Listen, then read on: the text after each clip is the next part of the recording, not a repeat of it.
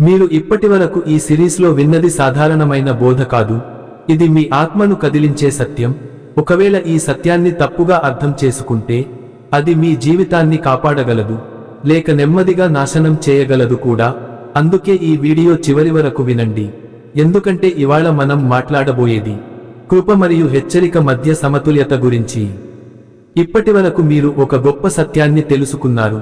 దేవుడు ప్రేమయుతుడు, దేవుడు న్యాయవంతుడు, సిలువలో తీర్పు తీరిపోయింది. విశ్వాసుల జీవితాల్లో కష్టాలు శిక్ష కాదు, శిక్షణ. ఈ మాటలు వినడానికి మధురంగా ఉంటాయి, మనసుకు ధైర్యం ఇస్తాయి, మనలో భయం తగ్గిస్తాయి.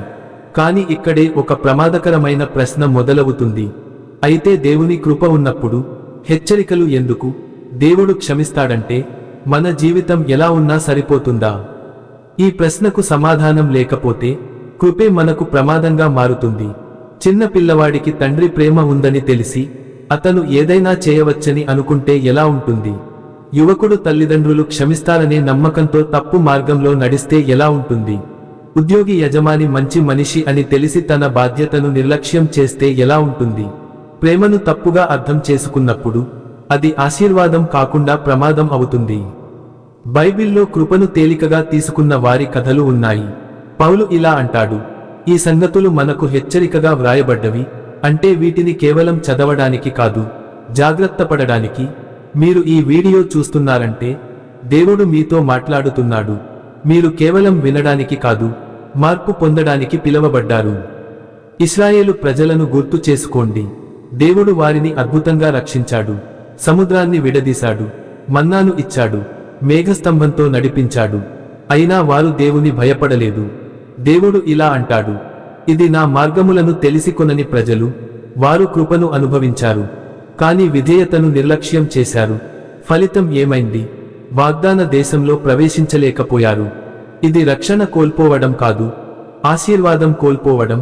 ఇదే విషయాన్ని ఈ రోజుల్లో మన జీవితాల్లో చూస్తున్నాం. చాలా మంది రక్షణ గురించి ధైర్యంగా మాట్లాడుతారు, కానీ విధేయత గురించి మౌనం పాటిస్తారు. ఫలితంగా ఆనందం లేకుండా, శాంతి లేకుండా జీవిస్తున్నారు. ఇప్పుడు ఎలీ కుమారులను చూడండి. వారు యెహోవాను ఎరుగని వారని వ్రాయబడి ఉంది. అయినా వారు యాజకులే, సేవ ఉంది, పిలుపు ఉంది, స్థానం ఉంది, కానీ భయం లేదు. ఇదే పరిస్థితి ఈ రోజుల్లో కూడా ఉంది.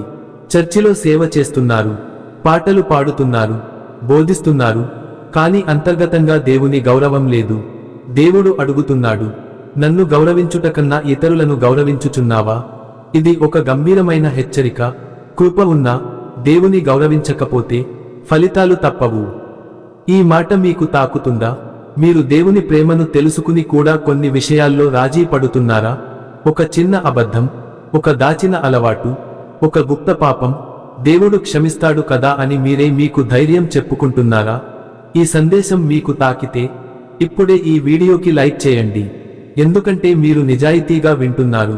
మీ కుటుంబంతో, మీ స్నేహితులతో షేర్ చేయండి. ఎవరో ఒకరు కృపను తప్పుగా అర్థం చేసుకుంటూ ఉండవచ్చు.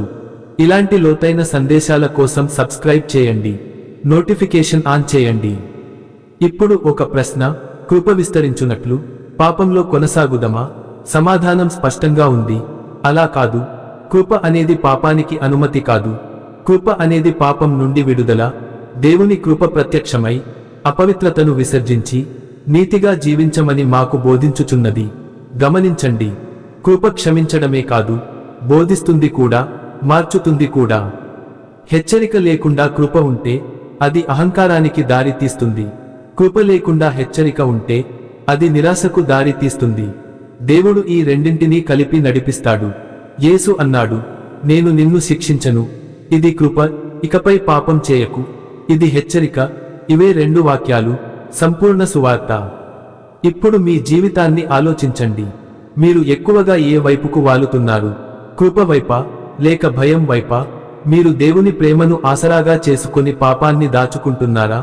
లేక దేవుని హెచ్చరికలను చూసి ఆయన ప్రేమను అనుభవించలేకపోతున్నారా? ఈ రెండూ ప్రమాదమే. దేవుడు మిమ్మల్ని భయంతో కాదు, భక్తితో నడిపించాలనుకుంటాడు. తదుపరి వీడియోలో ఈ హెచ్చరికలను పట్టించుకోకపోతే ఏమవుతుంది? బైబిల్లోని చివరి హెచ్చరికలు ఏమిటి? యేసు చెప్పిన అంతిమ మాటలు ఏమిటి?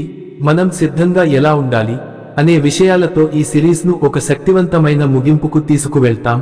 ఆ వీడియో మిస్ అయితే ఈ మొత్తం ప్రయాణం అసంపూర్ణమే. కాబట్టి సబ్స్క్రైబ్ చేయండి, నోటిఫికేషన్ ఆన్ చేయండి. ఇప్పుడు ఒక చిన్న ప్రార్థన. పరిశుద్ధుడైన దేవా, నీ కృపను తేలికగా తీసుకోకుండా, నీ హెచ్చరికలను నిర్లక్ష్యం చేయకుండా సమతుల్యమైన హృదయం మాకు ఇవ్వు. భయంతో కాదు, ప్రేమతో విధేయతలో నడిచే కృప మాకు ఇవ్వు. మా జీవితాలను నీకు ఇష్టమైనవిగా మార్చు. దాచిన విషయాలను బయటపెట్టి మమ్మల్ని పరిశుద్ధులుగా చేయు. యేసు నామములో ప్రార్థించుచున్నాము. ఆమేన్.